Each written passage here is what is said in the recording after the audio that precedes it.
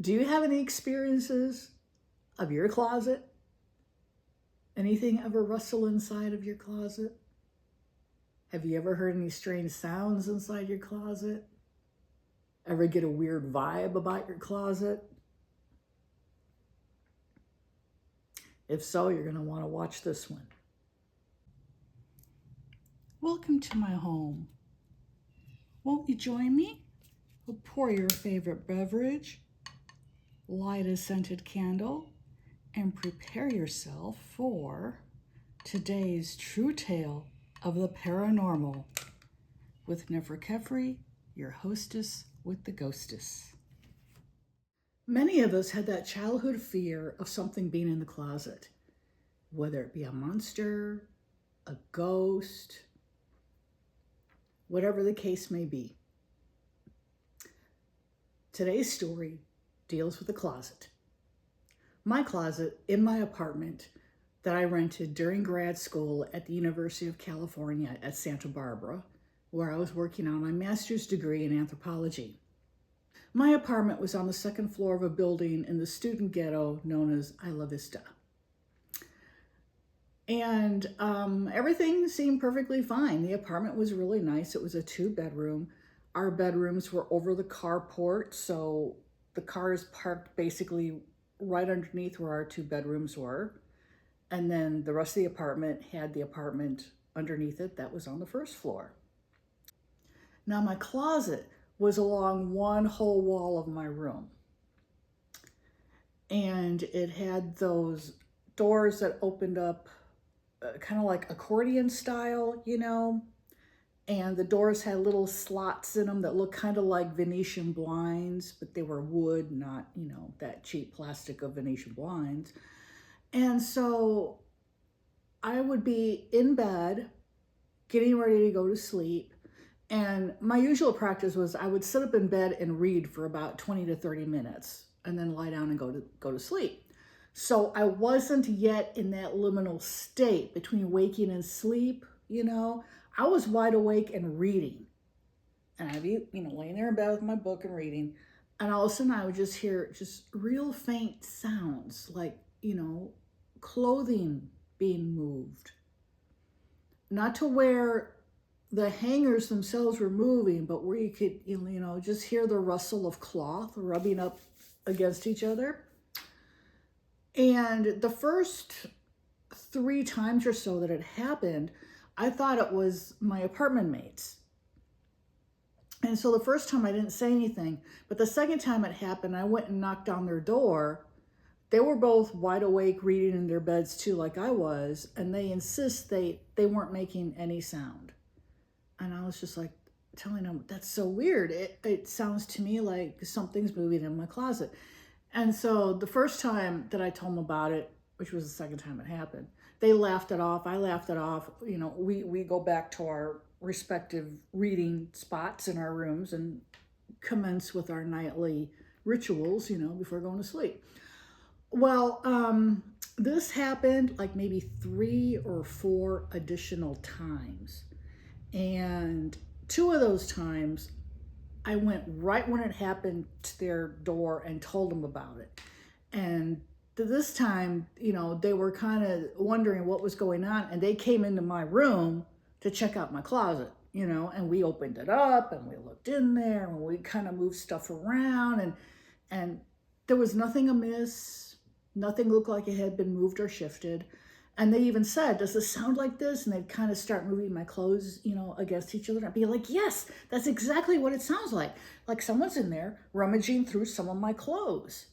But then again, not moving the hangers on the rung because it's those wire hangers, you know, and they make noise on that metal rung when you move them. So this went on off and on for maybe about the first 3 months of that school year. So now it was getting to be, you know, it was getting to be December. And I was going to school there from Illinois. My parents lived in Illinois, and I was preparing to go home for winter break. So I go home for winter break. And while I'm gone, both the girls who were apartment mates with me their parents were too far away, and so they were staying there for winter break. So they're in the apartment alone. There's no one in my bedroom while I'm gone, right? And they call me up one night and they're like, hey, there's something going on in your room. And I'm like, what do you mean? And they both said, we could hear footsteps in your room. And I'm like, how would you even be able to hear footsteps? Because remember, we had the carport underneath our bedrooms. So there's no room down there. It's open and the cars pull in under there and park, you know. Another thing is the bedrooms were carpeted. So, and concrete below the carpet. So you don't hear footsteps.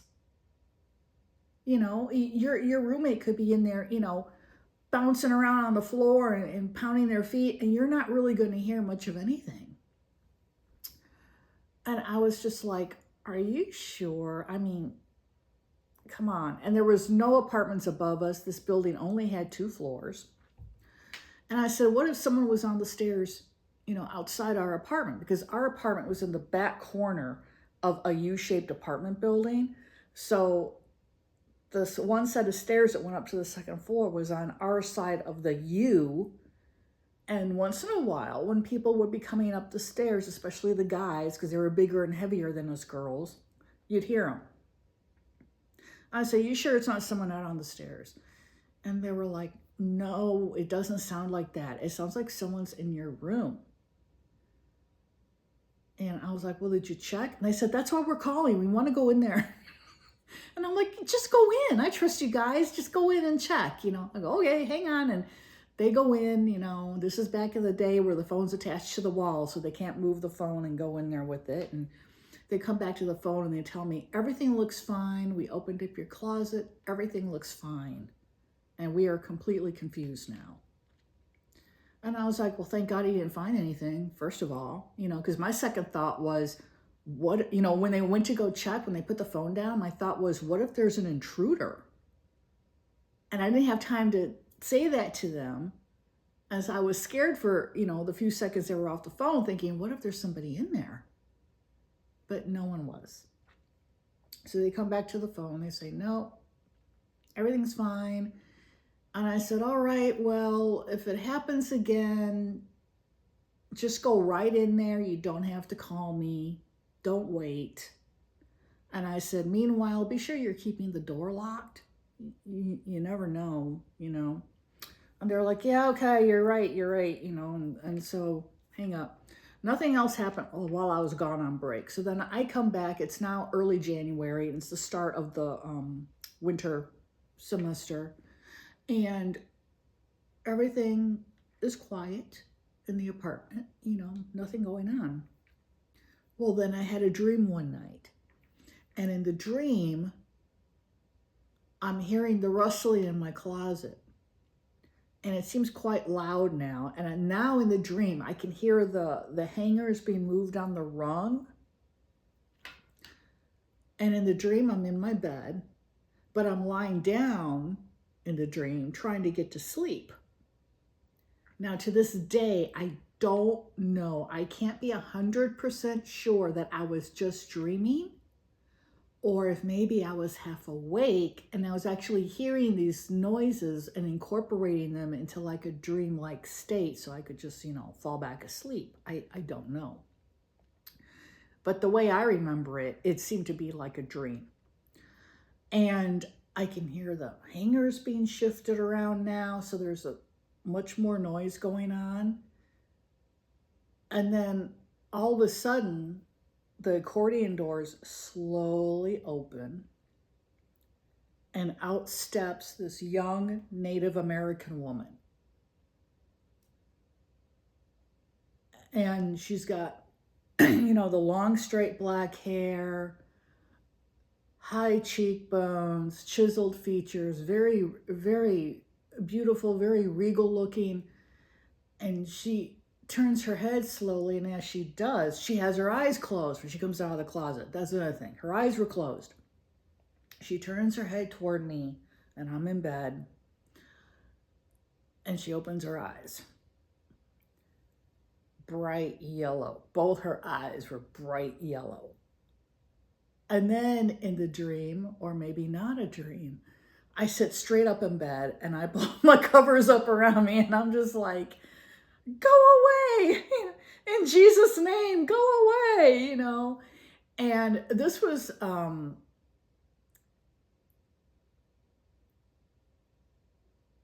it's just this moment of where your entire childhood fear of something being in the closet comes and hits you all at once. And so you're totally petrified. I couldn't move. I couldn't get out of my bed. I mean, I was paralyzed. All I could do was pull the blankets up, staring at her, and I kept repeating, in Jesus' name, go away. Well, she didn't go away, but she turned her back on me. So at least those glowing yellow eyes weren't on me anymore. That was a huge relief right there. Then she proceeded to start pulling my clothes out of the closet, and she's tossing them over her shoulders, over each of her shoulders, until there's like a small pile of clothes on the floor behind her. And then I wake up. At least I think I wake up. Again, I can't be 100% sure I was dreaming, okay? But when I did wake up, I looked right away at the floor and at the closet. The closet was closed. There were no pile of clothes on the floor. So I figured, okay, that whole thing had to have been a dream. Had to have been, right? So I decide, okay, I'm just going to calm down, go back to sleep, So that's what I did that night. But I get up the next morning and I'm telling my apartment mates, what I dreamt. And then one of them even said, are you sure you were dreaming? And I'm like, I'm pretty sure, because when I woke up and was actually awake, I didn't see any clothes on the floor. My closet door wasn't open. And then the other girl, she was like, well, maybe you were having a vision and somebody doesn't want us here. Now, this whole area, historically, prior to the coming of the Europeans, was inhabited by the Chumash Indians.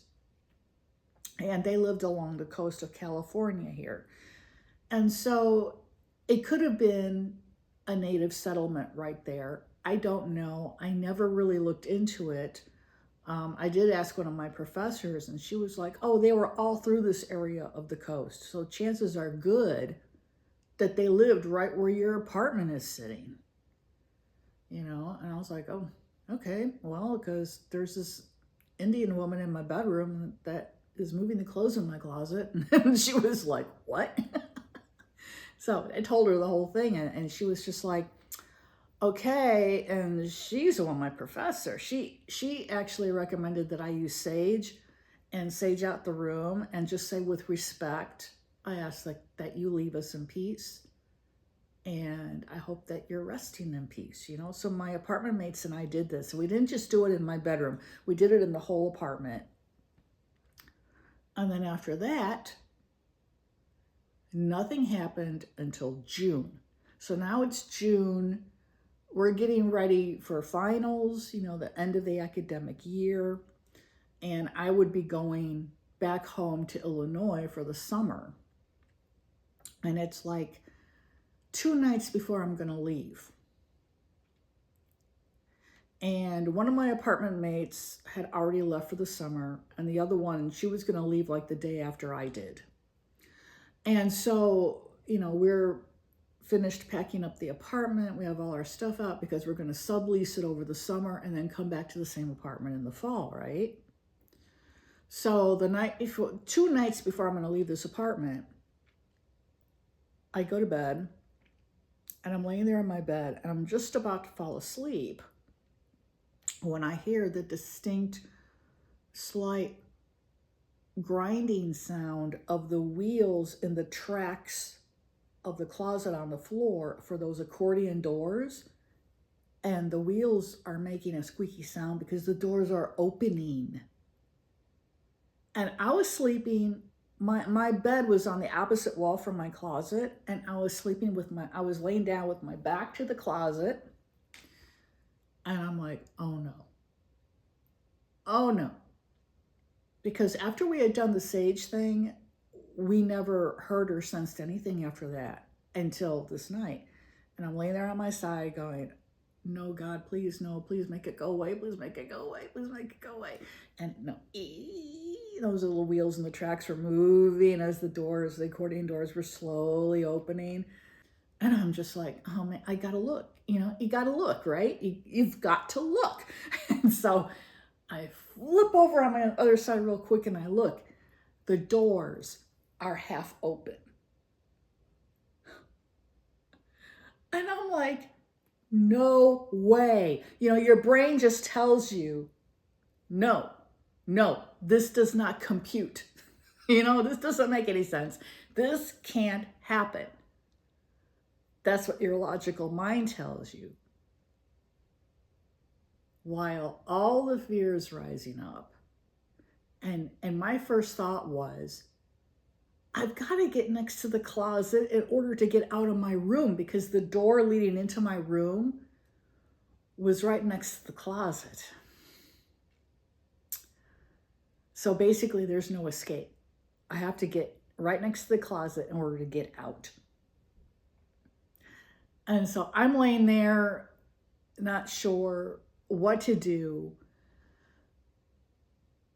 And so I do what anyone in a scary situation like this does. I start screaming.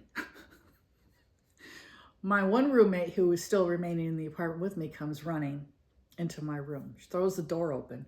She comes running in. Says, what is it? And I'm pointing at the closet, and she just looks petrified, and she slowly turns, and then she jumps, and then she's like, you didn't do this? I'm like, no, I'm laying here trying to go to sleep, and I heard the wheels and the track on the floor moving. And she just looked, and she looked at me, and she goes, we're getting out of here. And she literally pulled me out of bed. She just, come on, we're going. And she had a car, so we got in her car, and we had called a friend, and she was like, yeah, coming over to my place, because her apartment mates had already left. She was the only one there, so she had 2 empty beds in her apartment. And so we went and slept there. I slept there the next 2 nights, and I believe my apartment mate slept there the next 3, because she was leaving the day after I did.